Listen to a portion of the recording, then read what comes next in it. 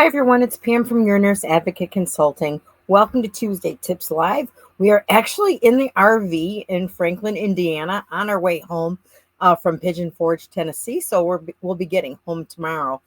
And you know what? The holidays around the corner, and I know, oh, holidays! It's only October. Um, but many families are wondering how they're going to coordinate care for their aging parent or their loved ones, especially when siblings might live far apart or have different, opinions. It's not too soon to begin preparations, especially if any professional help may be needed during the holidays. So today we're going to share how to have a productive 10-minute conversation with your siblings about holiday care plans. And what we'll cover is what to say, how to keep things positive, and how to avoid common pitfalls. I will also share a free tool that we have, and that's the Family Caregiver Meeting Agenda. I'll share that towards the end. I'll drop the link in there, and we'll also share it in the description of the video replay on our YouTube channel. And speaking of that, I just want to thank you for joining live, and I want to thank those of you that's going to catch us on the replay on our YouTube channel. So please like and subscribe and share this video with someone that it may benefit. So let's get into it. So number one, why do these conversations matter? Well, holidays are a time for family, but they can also bring up a lot of stress and tricky logistics, especially when caring for aging parents. Family holiday gatherings, plus, a lot of people, realize like I'm the oldest of five, and we have our family, the five of us siblings, we're all very close. We have our own holiday traditions, but each of us, we're all five of us are married. And so we have our spouses, our partner's family as well to deal with. So that's really kind of sometimes two holiday celebrations or multiple holiday celebrations that we have to be a part of. So that can bring us, that main caregiver can really take them away from caring for an aging loved one. And even the more reason why the rest of us all need to pitch in. So having a quick focused conversation on how to prevent misunderstandings, resentments, and last minute scrambles later can really go a long way. So remember, clear communication is a gift that, for everyone involved. So set the stage. So pick a good time. Schedule a call, a video chat, Snapchat, whatever method of communication your family is most comfortable using, then choose that and stick with that. And schedule a time when everybody can focus. Let them know this is going to be a 10-minute call. We're getting ready for the holidays. We want to see if there's going to be any conflicts. Maybe sometimes you want to set a timer.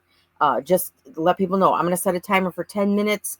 I promise you, everyone, we want to stay on task, and we don't want to, go past the 10 minutes. So keep it short. Let your siblings know you just want 10 minutes to get to the basics. So what do you cover in those 10 minutes?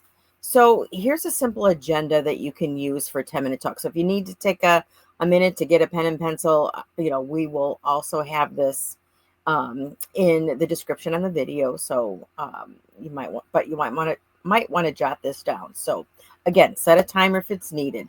So who will be present and when? Who's available during the holidays? So this is what you want to talk about. What's everybody's schedule like? What do you have going on with your family? What do you have going on with your in-laws? What is your availability? Are any siblings traveling? Or are they unable? Are they not going to be able to be around in person? That's the first thing you talk about. Who will be present and when? Number two is, what support does your loved one need? Determine meals, medication reminders. Is someone going to have to stay with them? Are they going to have to stay with them? Is there respite? Do they need to go into a nursing home or an assisted living for a respite stay if, they're going to be requiring more care? So what types of care to support is your aging loved one going to need? Number three, the third item on this quick 10-minute list is who can help with each task. Divide responsibilities based on availability and strengths. If you know your brother is very willing to do things, bring a meal, run errands, get into the doctor appointment, things like that, but are not going to be able to do the personal cares, that's for your mom, that's very understandable. So find out what everybody's willing to do and divide those responsibilities based on their availability as well as their strengths. The next thing on the list would be backup plans. What if someone gets sick or plans change? Things can happen at the holidays, last minute changes, things come up, um, and things are added last minute. So make sure you have a backup for every situation that needs to be addressed. And then communication. How will you keep each other updated during the holidays? Maybe you have a group text. Maybe you have a shared calendar. Shared calendars are excellent. I've talked about this in the past. Every person in your family that's participating can be assigned, can have a color on the calendar. And if they don't want to put, if some people feel it's too personal to share exactly what's going on and days they're not available, then just put busy. And you're not available that day, just put busy if you don't want to share too many details. Depending, some families are closer than others, and so that might be something that you don't want to share. But again, you need to let everybody know when you're available and when you're not. And so the last item on this little 10-minute agenda is, do we need to consider a respite stay? And what is a respite stay? That would be a short stay, either an assisted living, a nursing home, or a hospital, where it's private pay. They will take care of your aging loved one. Oftentimes, this is a hard decision to make, but sometimes it's necessary for everybody to get in their holiday things, especially if that maybe aging loved one is not really going to realize what's going on, if there's dementia involved. I mean, it's still heart-wrenching. It's never easy decision. I'm not saying that it is, but sometimes you need to make that decision if that's the safest option for your loved ones. So tips for keeping the conversation, positive. Focus on solution, not blame. So let's not talk about why someone can't do this, or why someone, or you're always doing this. I mean, that doesn't have a place in this. I mean, that's the quickest way to make a 10-minute conversation turn into an hour. So just focus on solutions, not blame. The second thing is acknowledge everyone's contributions and limitations.